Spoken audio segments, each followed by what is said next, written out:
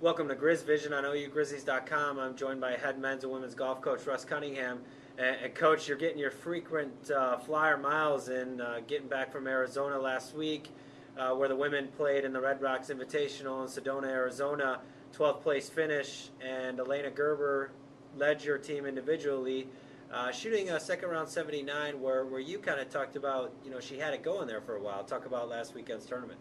Yeah, Lane actually got off to a slow start and then brought it back, held it together. She was a couple over par with 2 holes to play and didn't finish as well as she would have liked.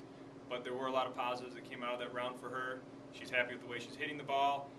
And actually everybody was hitting the ball very solid for the first trip out. Unfamiliar golf course, the mountain effect came into play, and we struggled around the greens, putting. Wedge play, we need to improve that so that we can capitalize on the par fives, and I think we should do that this upcoming event. And that's something that these players kind of lose when they go through the winter season, is kind of the short game, and that they're good enough and talented enough to still strike the ball pretty well.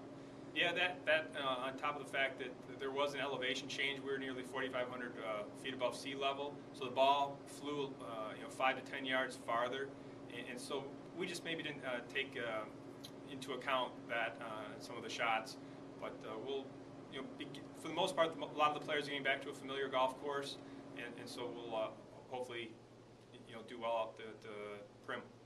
Well, and you mentioned Prim, the Jackrabbit Invitational, where Oakland has played the last 3 years. It's a site of the Summit League Championships, where your teams will hopefully win their first championship.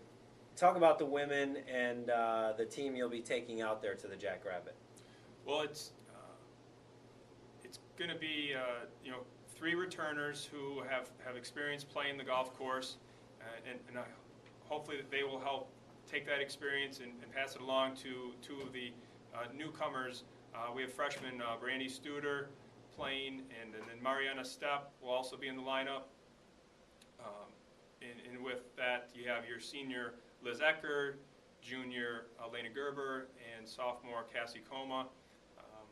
So, there's going to be an opportunity for one of the freshmen that needs to step up and play well, and I'm counting on the upperclassmen, to get into the form here as we move along this spring.